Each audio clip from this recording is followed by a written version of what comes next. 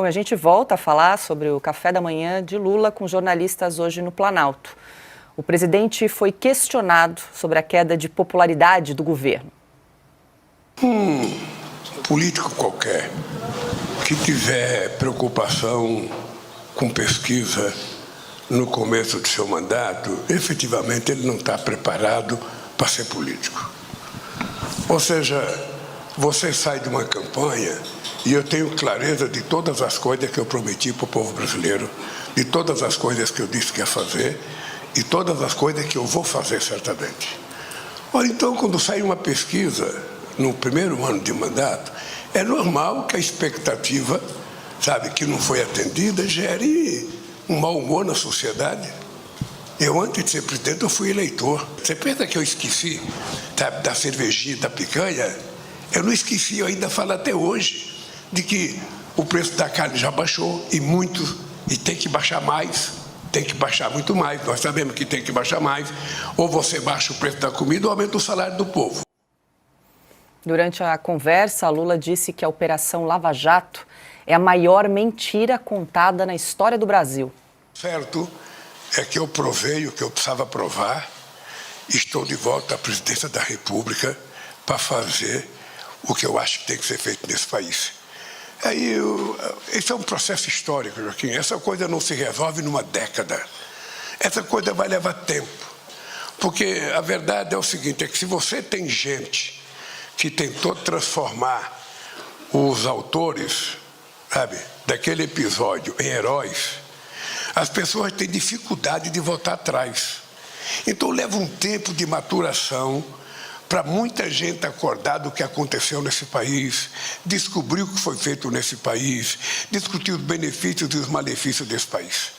Como está agora, tramitando no Conselho Nacional de Justiça, eu prefiro não dar palpite para ninguém dizer que eu estou querendo fazer interferência.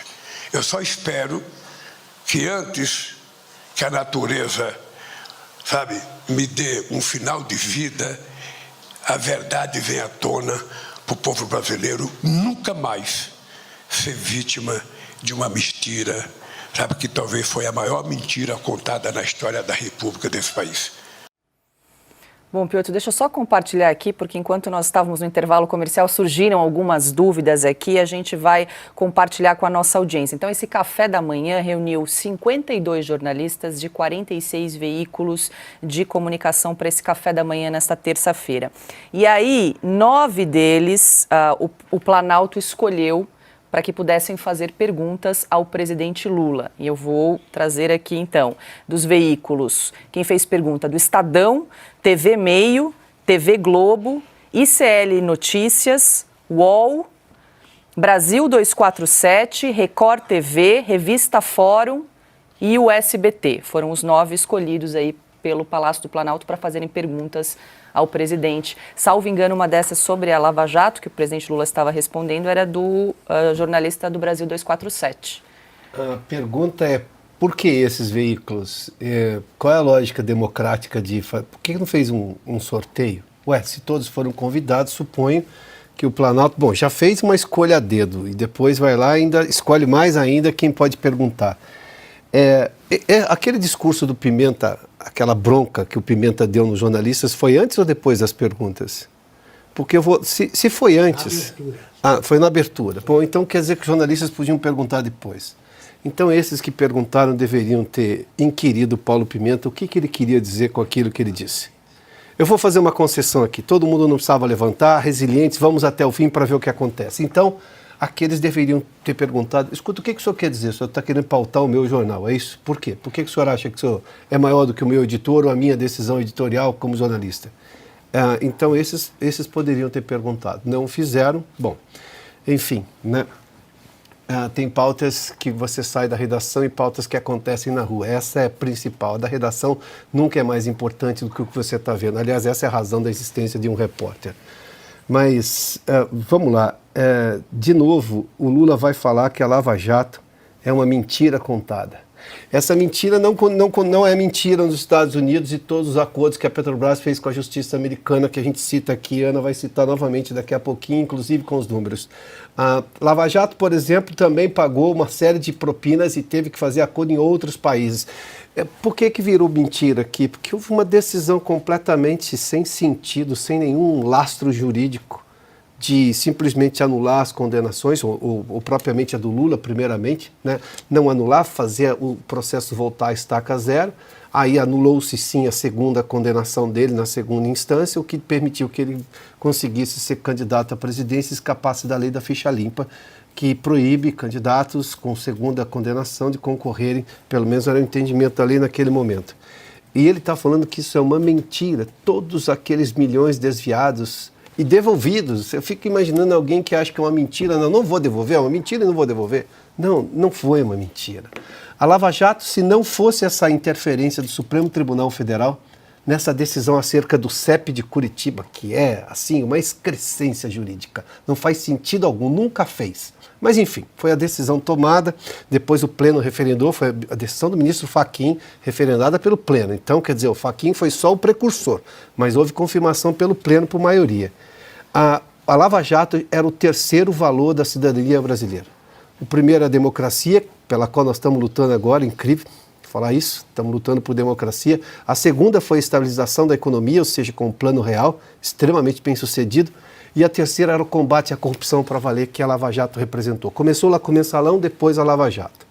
Acabaram com o terceiro valor coletivo da sociedade brasileira por uma canetada de ministro supremo, depois referendada pelo Pleno, que o Lula chama de mentira. Presidente, tem uma coisa que o cidadão pensa por si próprio. Ele sabe que isso não foi uma mentira. Augusto Lula disse recentemente que queria fazer um decreto, né? Que era proibido mentir, que ele iria mandar prender. Pois é. A Lava Jato... Desculpa. Não, diga lá. A Lava Jato continua fazendo vítimas, as descobertas da Lava Jato continuam fazendo vítimas aí, merecidas, em vários países. Vários países que continuaram com as investigações, prenderam pessoas, figurões caíram, e ele chama de mentira. Quer dizer, verdade é você ter um amigo, tão amigo, que permite que você fique 111 fins de semana na casa dele, no sítio dele, em Atibaia. Você pode pendurar, guardar teus remédios da família. Você tem brinquedo para criança, né, para os netos, retrato da família na parede.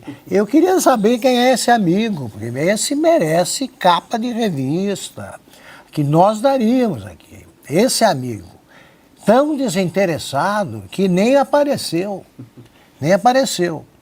Então o Lula é o seguinte, o Lula mente como quem respira, é incrível, é uma Dilma. Os dois, eles não conseguem, eles têm um descompromisso com a verdade que é patológico. Patológico. Eles mentem o tempo inteiro.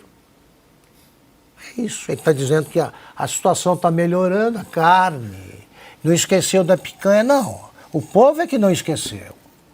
O povo não esqueceu. Os alimentos subindo o preço, ele fingindo que não sabe, que não vê.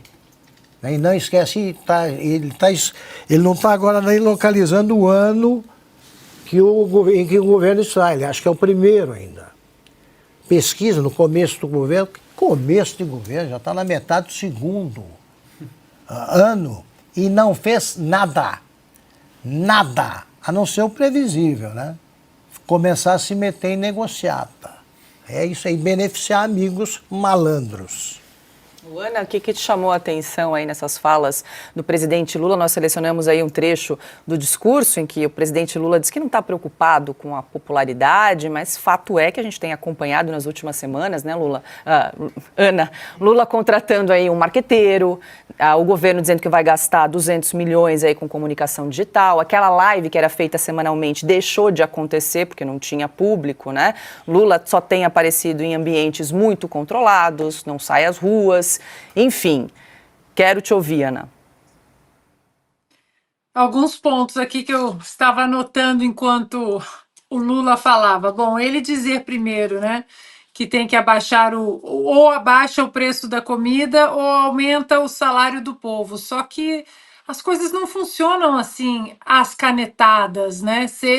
Sejam elas vindas do executivo ou do judiciário. Não é assim que a economia funciona. É preciso liberdade econômica, é preciso estímulo do setor privado e para o setor privado. É preciso também que o governo corte na carne. O nosso governo, o atual governo, é um governo gastador, é um governo que gasta com emendas, é um governo que gasta com a dona Janja, com cama nova, com sofá novo, é um governo que gasta com muitas viagens, é um governo que gasta com quase 40 ministérios. Então, essa história de que ou temos que abaixar o preço da comida ou aumentar o salário do povo, isso não funciona simplesmente porque o governo quer. Governos não geram riquezas. A riqueza de uma nação ela é gerada pelo setor privado, pelo empreendedorismo, pela liberdade intelectual aliada à liberdade econômica. Esse é um ponto. Agora, entro na história da Lava Jato, né? Lula disse que foi preso pela maior mentira contada no país. Aí a gente lembra do que disse o ministro Alexandre de Moraes visitando o Senado semana passada. Éramos felizes quando não tínhamos, né, as redes sociais. Exatamente por isso, porque hoje o Lula não tem a popularidade que ele deseja ter ou que ele acha que ele tem, exatamente porque o Brasil e o mundo ficaram conhecendo a Lava Jato. Piotto mencionou, né, os valores aqui da Lava Jato, dos acordos com o Departamento de Justiça. Os acordos, na totalidade, os acordos foram feitos na casa dos 4 bilhões de dólares. Só a Petrobras assinou um acordo com o Departamento de Justiça americano, dentro, né, da Lava Jato, no valor de 853 milhões de dólares. E aí eu pedi à nossa produção para colocar essa foto aí, exatamente para ligarmos, olhem só. A Petrobras concordou de pagar mais de 850 milhões de dólares exatamente por causa de violações da FCPA. A FCPA que nós temos mencionado aqui, que é a Lei Anticorrupção para empresas americanas em outros países ou empresas de outros países que operam no mercado americano. Estamos falando aí, dando a volta no que está na mão agora do Congresso americano em relação ao Twitter e o relatório dos americanos e as decisões ilegais, supostamente ilegais, do Alexandre de Moraes. Isso também entra nas violações da FCPA. Então, a verdade veio à tona, sim, senhor Lula. A verdade veio à tona, toda ela. Lava Jato, corrupção, conluio, o povo sendo feito de idiota através de toda a roubalheira, os tentáculos daquele esquema inacreditável dentro da Petrobras, em outras estatais. Ou seja, a verdade veio à tona e não tem mais como, para usar um jargão aí, né, das redes sociais, desver o que aconteceu. É por isso que eles odeiam tanto a liberdade de expressão, porque quando a verdade entra no seu caminho imbatível de mostrar à luz do dia o que de fato aconteceu e acontece, essa gente não para em pé, Paulo.